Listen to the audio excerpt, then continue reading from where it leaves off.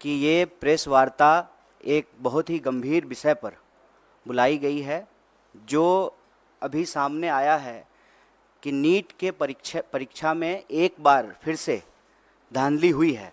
मतलब ये पहली बार नहीं हुआ है। और आप अगर इस देश में होने वाली परीक्षाओं को देखें तो लगभग अब ऐसी कोई परीक्षा नहीं है जिसमें धांधली नहीं हो रही है। मतलब विद्यार्थियों ने तो सोशल मीडिया पे ये लिखना शुरू कर दिया है कि एक बार फिर लीकेज सरकार, और बार बार परीक्षाओं में प्रश्न पत्र लीक होना, परीक्षा की जो तिथि है उसको बार बार बढ़ाना, और जो वैकेंसियां हैं उसको सही समय पे नहीं भरना, ये मामले लगातार उजागर हो रहे हैं। ये इस प्रेस वार्ता में हम लोग खासकर जो नीट एग्ज़ाम में धांधली हुई है उस विषय पर बात करने के लिए यहाँ उपस्थित हैं। मैं इसमें 2-3 बात आपसे जोड़ना चाहता हूँ आपके समक्ष।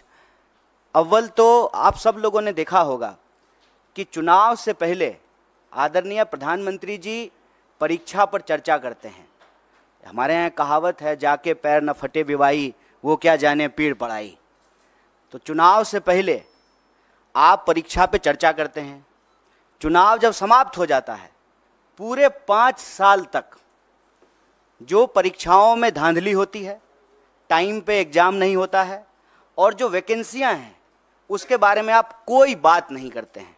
मैं आपकी जानकारी के लिए बता दूं, और चुनाव के दौरान बार बार कांग्रेस पार्टी ने इस बात को उठाया कि 30 लाख पद खाली हैं और कोई ऐसा एग्ज़ाम नहीं है यूपीएससी को छोड़ करके।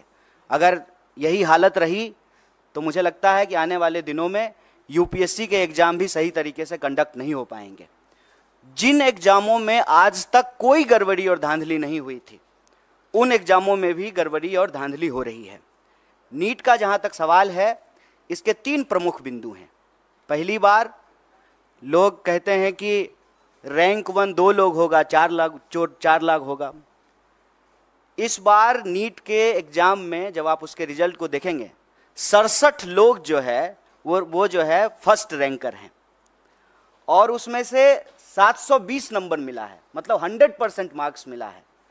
जब इस सवाल को उठाया गया तो एनटीए के डायरेक्टर ने कहा कि ग्रेस दे करके जो है इनको हम फुल मार्क्स दे दिए हैं। तो उसके क्या नियम है, उसकी क्या ट्रांसपेरेंसी है, किस आधार पे जो है आपने 720 में से 720 दे दिया। और इस देश की सबसे प्रतिष्ठित जो मेडिकल इंस्टीट्यूट है एम्स, वहाँ पर 50, 60, 65 लोगों को एडमिशन होता है। अब आप ये समझ लीजिए कि जिनका रैंक 1 है, जिनको 100 में से 100 मार्क्स आया है, उनका भी एडमिशन एम्स में नहीं होगा। तो पूरी तरह से इन्होंने इस देश के एग्जामिनेशन सिस्टम को मजाक बना दिया है। कारण क्या है कि वही खुद अगर पढ़े होते, एग्ज़ाम दिए होते, एग्ज़ाम हॉल में बैठे होते, तो समझ में आता कि एग्ज़ाम स्टूडेंट के लिए कितना इम्पोर्टेंट है, वैकेंसी स्टूडेंट के लिए कितना इम्पोर्टेंट है, एडमिशन होना स्टूडेंट के लिए कितना इम्पोर्टेंट है। पढ़ने लिखने वाले तो लोग हैं नहीं सरकार में, बस चुनाव के लिए, वोट के लिए परीक्षा पे चर्चा करते हैं। खुद तो परीक्षा दिए नहीं हैं। परीक्षा अगर दिए होते तो दर्द मालूम होता। और आप लोगों ने एक दर्दनाक वीडियो देखा होगा, एक लड़की छत से कूद करके आत्महत्या कर ली जब नीट का एग्ज़ाम आया ठीक उसके बाद। और जब जब कहीं भी किसी भी एग्ज़ाम में कोई गड़बड़ी हो रही है, इसका खामियाजा सीधे विद्यार्थी को भुगतना पड़ रहा है। आप सब जानते हैं, सरकारी आंकड़ा है, हमने अपने घर में नहीं बनाया है, 1 घंटे में 2 जवान इस देश में आत्महत्या कर रहे हैं। मतलब 24 घंटे में 48 नौजवान आत्महत्या कर रहे हैं। और लगातार ये जो परीक्षा का दबाव है उसमें 3 बिंदु बहुत महत्वपूर्ण हैं। एक, समय पे एग्ज़ाम का नहीं होना। दूसरा, अगर एग्ज़ाम हो तो उसमें व्यापक पैमाने पे धांधली होना और प्रश्न पत्र का लीक होना। और तीसरा, जब प्रश्न पत्र लीक होता है, स्टूडेंट की तरफ से हंगामा होता है, स्टूडेंट कोर्ट जाते हैं, तो फिर एग्जामिनेशन को कैंसिल कर देना। ये पूरा का पूरा एक साइकिल बना हुआ है। और आप देश के किसी भी हिस्से में चले जाइए, जिसको हम लोग स्टूडेंट का सेंटर कहते हैं, अगर आप रांची, पटना, बनारस, इलाहाबाद होते हुए दिल्ली आएँ, फिर आप नॉर्थ से साउथ की तरफ जाएं, कोई भी ऐसा सेंटर जिसको हम स्टूडेंट सेंटर कहते हैं, हर जगह आत्महत्या की घटनाएं एक बहुत बड़ी समस्या बन चुकी है। राजस्थान में हमारी सरकार ने इसको गंभीरता से लिया और काउंसलिंग करने के लिए, हेल्प प्रोवाइड करने के लिए हमारी सरकार ने योजना बनाई। और आप सबने देखा होगा इस बार के भी न्याय पत्र में हम भर्ती विधान लेकर के आए हैं, और भर्ती विधान में हम 3 बात प्रमुखता से कह रहे हैं। एक, सारी वैकेंसी भरी जाएगी, सारी वैकेंसी। बताइए, हर 5 साल में चुनाव हो जाता है, कोरोना के टाइम पर भी चुनाव हो गया, सब कुछ बंद रहा, देश में जनगणना नहीं हुआ, लेकिन चुनाव हुआ टाइम पे। तो जब 5 साल में प्रधानमंत्री बदल जाते हैं, 5 साल में जो है एमपी बदल जाते हैं, एमएलए बदल जाते हैं, मुख्यमंत्री बदल जाते हैं, सब कुछ टाइम पे होता है, तो एग्जामिनेशन क्यों नहीं टाइम पे हो सकता है? एग्जामिनेशन का ऑलरेडी एक कैलेंडर होता है, उस कैलेंडर के हिसाब से आप एग्जामिनेशन कंडक्ट कराइए। और दूसरा, बार बार जो प्रश्न पत्र लीक होते हैं, जो परीक्षा में धांधली होती है, उसमें हम एक नए कड़े कानून के प्रावधान की आवश्यकता महसूस करते हैं। और हमने भर्ती विधान में ये रखा कि जब हमारी सरकार आएगी तो हम प्रश्न पत्र लीक करने वाले लोगों पर कड़ी कार्रवाई करेंगे, क्योंकि ऐसा देखने को मिला है कि जो लोग शिक्षा माफिया हैं उनका सरकार से सीधे साठगांठ है। वो नेताओं से मिले हुए हैं, नेताओं से मिल करके जो है वो पूरा का पूरा जो है बच्चों के भविष्य से खिलवाड़ करते हैं। तो उसके लिए कड़े कानून की आवश्यकता है। मैं आपके लिए एक बात और जानकारी साझा कर दूं कि तेलंगाना में एक बहुत बड़ा मुद्दा बना, और जब तेलंगाना में चुनाव हुए तो हमारी पार्टी ने ये कमिट किया कि हम एग्जामिनेशन कैलेंडर लाएंगे, हम जो है नए आयोग का गठन करेंगे, समय पे जो है एग्जाम कंडक्ट कराएंगे, और कोई भी गड़बड़ी करने वाले किसी भी नौकरशाही के ऊपर, किसी भी जो है कर्मचारी के ऊपर कड़ी कार्रवाई करेंगे। मुझे लगता है कि सरकार को ये कदम उठाना चाहिए। सिर्फ जो है बयानबाजी से, बतौलेबाजी से काम नहीं होगा। ये देश के भविष्य का सवाल है, ये बच्चों के भविष्य का सवाल है।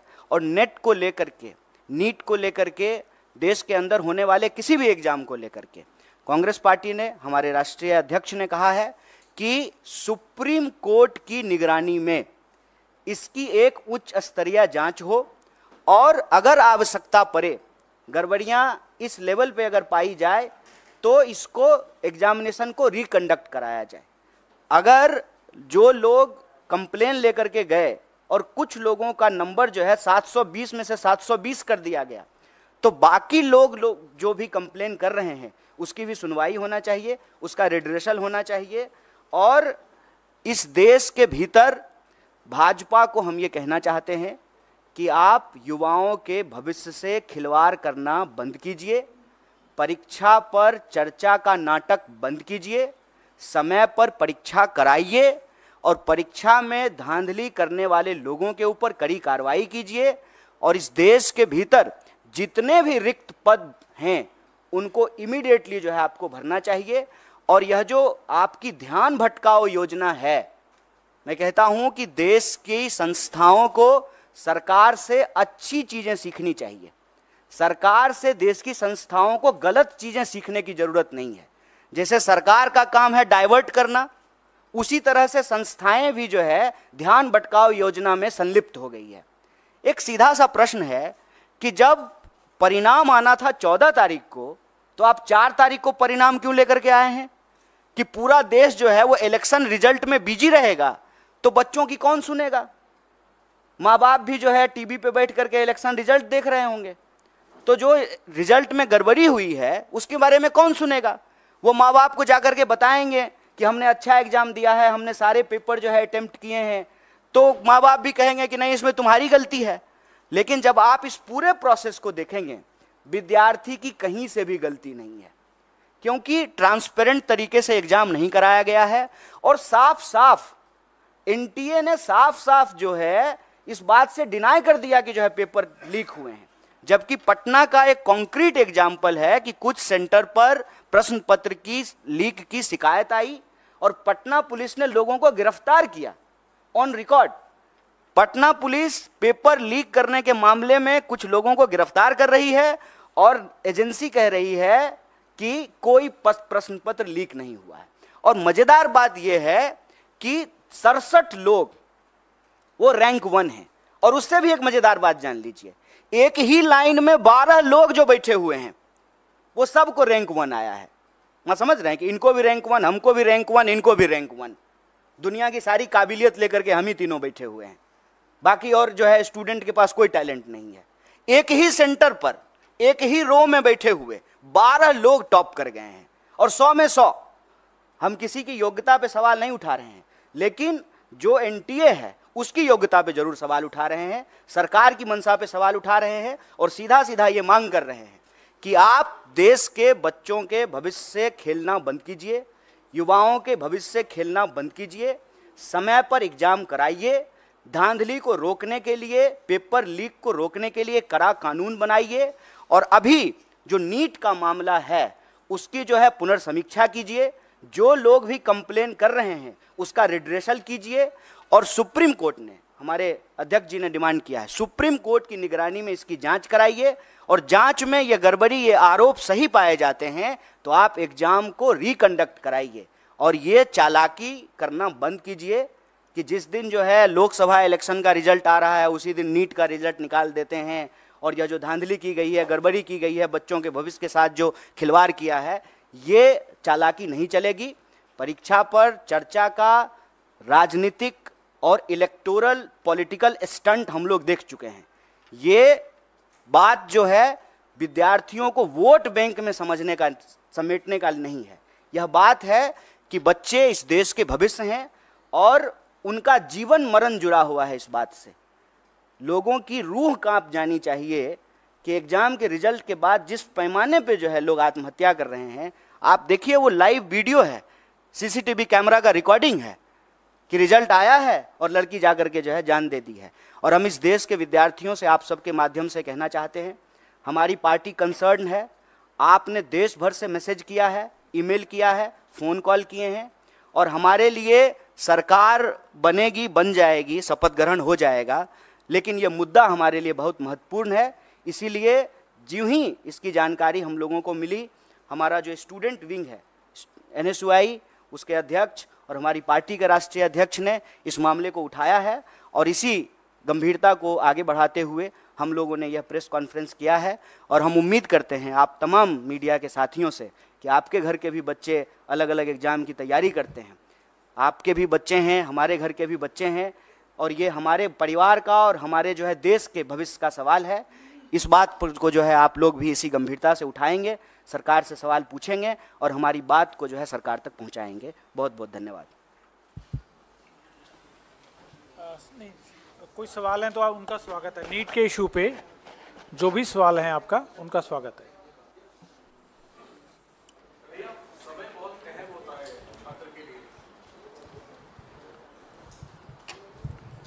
समय बहुत अहम होता है छात्रों के लिए, और खासतौर पे उनके लिए जो प्रभावित हैं, जिस तरीके से गंभीर सवाल उठ रहे हैं, आप लोगों ने भी उठाया है। तो सुप्रीम कोर्ट मॉनिटर्ड जांच की मांग आपने की है, क्या कोई टाइमलाइन आप लोग अपनी तरफ से चाहते हैं कि इतने दिनों में ये जांच पूरी हो और इसको लेकर के स्थिति स्पष्ट हो? अगर दोबारा परीक्षा करवानी होगी तो उसमें भी काफी समय लगेगा, इस पर आप कुछ कहना चाहेंगे? जैसा कि आप पढ़े लिखे आदमी हैं, खुद ही एग्ज़ाम दिए हैं, तो आपको तो मालूम है, तो अब सब लोग यहाँ पढ़े लिखे लोग हैं, एग्ज़ाम देते रहे हैं। ये जो वक्त है, ये एग्ज़ाम का रिजल्ट आने का वक्त है, और जुलाई से लगभग देश में हर कोर्स का नया सेशन शुरू हो जाता है। हम खुद पढ़े लिखे हैं तो हमको अनुभव है। हमको लगता है कि इसको जल्द से जल्द करना पड़ेगा, क्योंकि अगर इसको जल्द से जल्द नहीं करेंगे तो फिर सेशन लैप्स कर जाएगा। और ख़ास करके हम बिहार से पढ़ के आए हैं, तो हमारे यहाँ ग्रेजुएशन जो है 3 साल का 5 साल में होता है। इसी चक्कर में कि सेशन जो है मान लीजिए 7-10 का है, जुलाई से पहले रिजल्ट नहीं आया तो 10 से 12 का जो MA का सेशन है उसमें एडमिशन नहीं हो पाएगा। तो समय बहुत महत्वपूर्ण है। इसीलिए इस बात की गंभीरता को समझते हुए इमीडिएटली हम लोग इस सवाल को उठाए हैं, और सिरे से आउटराइटली री एग्ज़ाम की बात नहीं कर रहे हैं। हम भी उस वक्त की नज़ाकत को समझते हुए ही यह बात कह रहे हैं, लेकिन जो लोगों की शिकायत है उसको इमीडिएटली जो है उसको एड्रेस किया जाए। और सुप्रीम कोर्ट अगर चाह लेगी तो बताइए, रात को 12 बजे जो है कोर्ट खोल करके लोगों को बेल दिया जा सकता है, तो क्या इस देश के बच्चों के भविष्य के लिए जो है तुरंत जांच नहीं हो सकती है? इसके लिए तो बस इच्छा शक्ति की ज़रूरत है और प्रायोरिटी की ज़रूरत है। अब प्रायोरिटी डेमोक्रेसी की अगर सिर्फ यही है कि जो है कौन किधर आया, कौन किधर गया, कौन किसको समर्थन दिया, कौन किसको समर्थन नहीं दिया, अगर यही शोरगुल चलता रहेगा, और मैं इसीलिए टाइमिंग पे सवाल उठा रहा हूँ कि जानबूझ करके 14 का रिजल्ट 4 को निकाला गया है। पता है कि 4 को जो है देश में इतना बड़ा चुनाव हुआ है, पूरा देश जो है उस डिस्कशन में बिजी हो जाएगा। 4 तो छोड़िए, देश तो 1 तारीख से ही बिजी हो गया था, एग्जिट पोल पे ही जो है डांस ऑफ डेमोक्रेसी हो रहा था। तो अभी भी जो है वही चल रहा है, तो हेडलाइन में इसको जो है प्राथमिकता मिलेगी नहीं।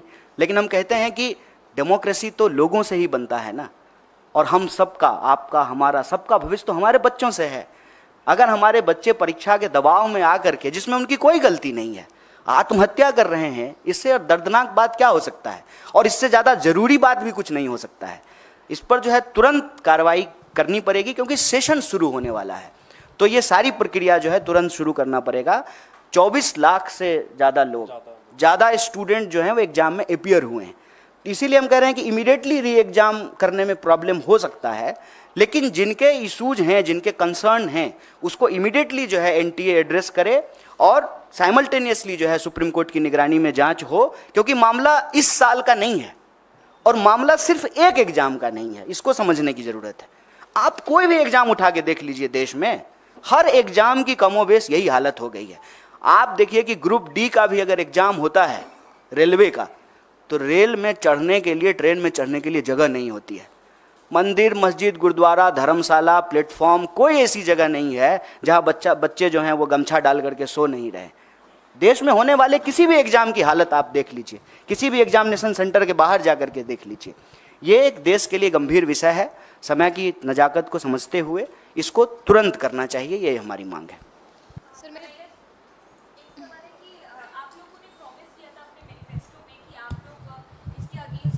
एक्शन लेंगे, लॉ भी बनाया जाएगा, लेकिन क्योंकि अब इंडिया ब्लॉक की सरकार नहीं आएगी है, तो क्या आप लोग किस तरीके से एनडीए पर इस बात का दबाव डालेंगे? क्या आप सड़कों पर जाएंगे या फिर कोर्ट में आप लोगों की तरफ से भी इसकी कोई अपील की जाएगी?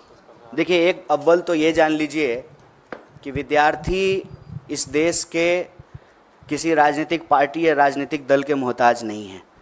और मैं आपको पीछे हुए 4-5 आंदोलनों का एक उदाहरण दे सकता हूँ। कोई लीड नहीं कर रहा था, चाहे एसएससी का मामला हो, अग्निपथ का मामला हो, किसी भी एग्जाम में जो गड़बड़ी हुई है या गलत नीति सरकार लेकर के आई है, उसको कोई पॉलिटिकल पार्टी लीड नहीं कर रही थी।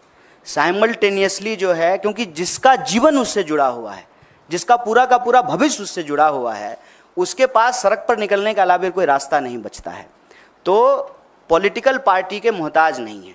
लेकिन उन विद्यार्थियों को हम ये कहना चाहते हैं कि इस देश की जिम्मेदार विपक्ष होने के नाते, इस देश की सबसे बड़ी विपक्षी पार्टी होने के नाते, इस देश का one of the biggest student organization के बिहाफ पर हम आपको कह रहे हैं कि स्टूडेंट को हम साथ देंगे।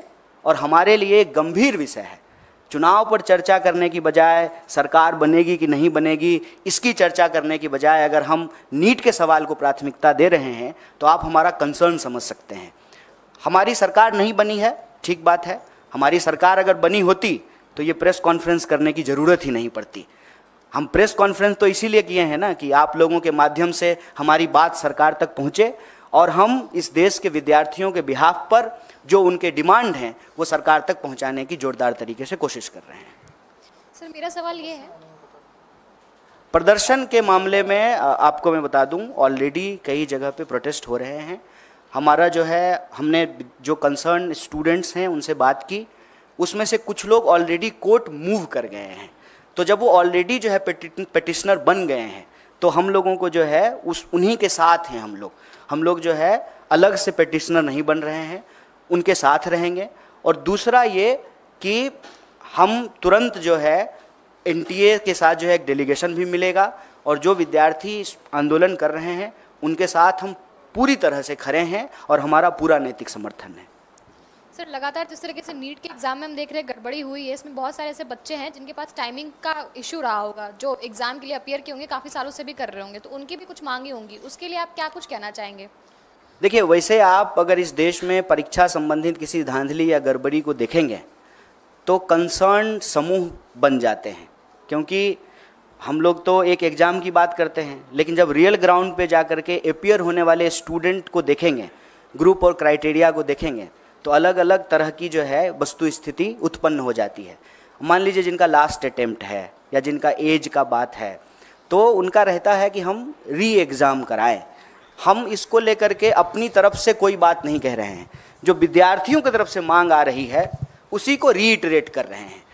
पहला, इमीडिएटली जो है रिड्रेसल हो, जो भी इशूज आ रहे हैं उसको। दूसरा, इसकी जो है एक निष्पक्ष जांच हो। और तीसरा कि अगर ये पाया जाता है कि इसमें गड़बड़ी हो तो री एग्ज़ाम हो। इसके 3 स्टेप्स जो है हम लोग ले रहे हैं। और वो जो इशूज हैं आपके, उसको संबंध में भी आपको बता दें कि एक बार अगर सरकार बात को मानने के लिए तैयार होती है तो एज क्राइटेरिया को भी रिलैक्सेशन दिया जाता है और अटेम्प्ट का भी जो है रिलैक्सेशन दिया जाता है। मैं आपके सामने यूपीएससी का ही एग्जाम्पल देता हूँ। जब सीसेट लागू किया गया था उस वक्त कांग्रेस पार्टी की ही सरकार थी, उसकी वजह से जो है ये प्रॉब्लम क्रिएट हुआ था और फिर सरकार ने जो है अटेम्प्ट का और एज का रिलैक्सेशन दिया था। सरकार ही तो हर नियम कानून बनाती है ना। सरकार अगर कंसर्न है विद्यार्थियों के भविष्य को लेकर के तो वो जो है अटेम्प्ट का भी रिलैक्सेशन दे सकती है, एज का भी रिलैक्सेशन दे सकती है। कन्हैया जी, टीडीपी ने कहा है कि मुस्लिम आरक्षण जारी रहेगा। चुनाव में आपने देखा होगा कि इसको अभी किस तरीके से नीट पे बात कर लेते हैं। हालांकि ये सवाल जो है ना प्रधानमंत्री जी से पूछना चाहिए कि जो अपने भाषणों में सबसे ज़्यादा इस बात को बोले हैं और उससे ठीक कॉन्ट्राडिक्टरी बात करने वाली पार्टियां उनके साथ है। सिर्फ टीडीपी की बात नहीं है, जेडीयू भी है, वही पोजीशन है, टीडीपी भी है, जेडीएस भी है। इनफैक्ट आपको मालूम है कि कर्नाटक में जो है जेडीएस ने ही सबसे पहले इसकी शुरुआत की थी। तो ये सवाल मेरे ख्याल से भाजपा के प्रवक्ता और आदरणीय प्रधानमंत्री जी से पूछा जाना चाहिए। और कोई सवाल? Thank you. बहुत बहुत धन्यवाद आप सबका।